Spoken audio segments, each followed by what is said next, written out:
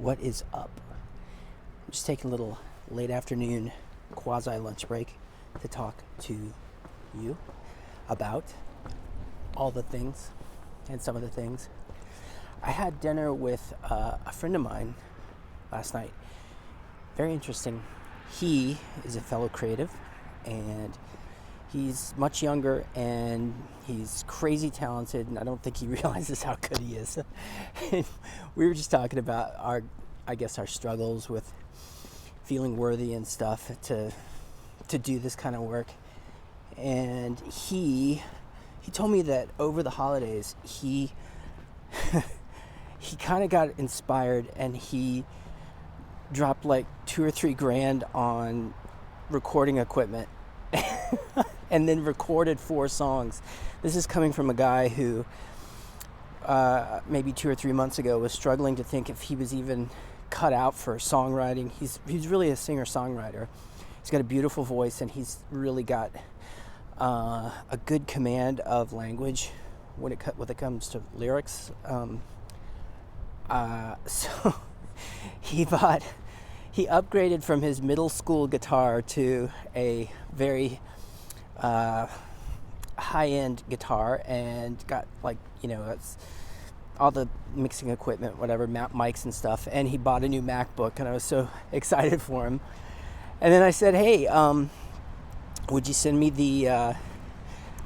some music if you feel comfortable with it?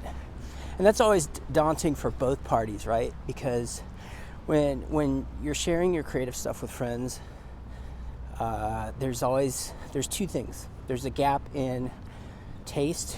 They may create stuff that is not made for you.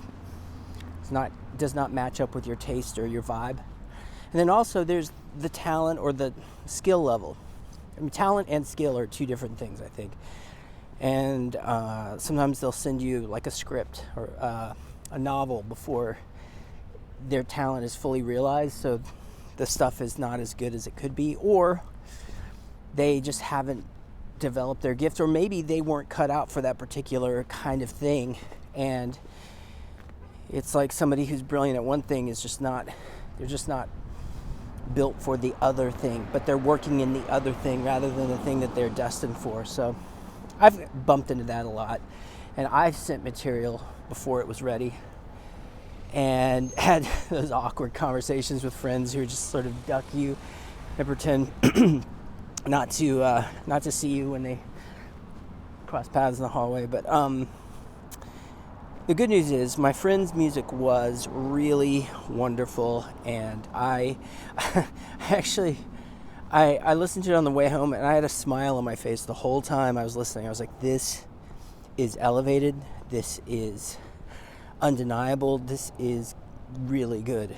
And I was really thrilled that I could reach out and tell him that.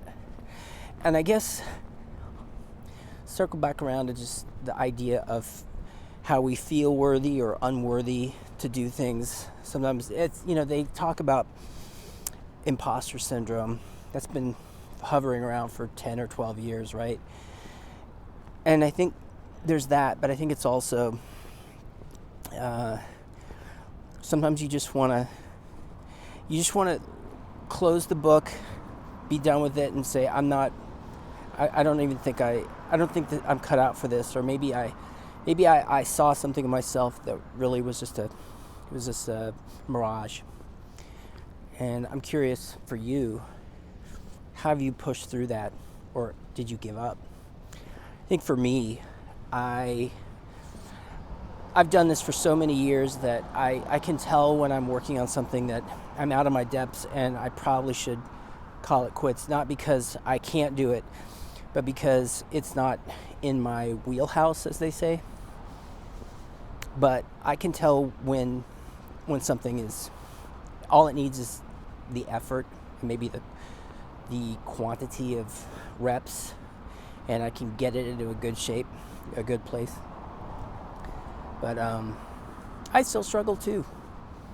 So here's to the struggle, and here's to betting on yourself, spending some coin on resources to help bring your dream to life, and then sharing it with others, having the courage to share it with others. And anyways, I'm rooting for you. And I'm also rooting for it not to rain today, because it is a very bleak day. And with that, I will say, fare thee well.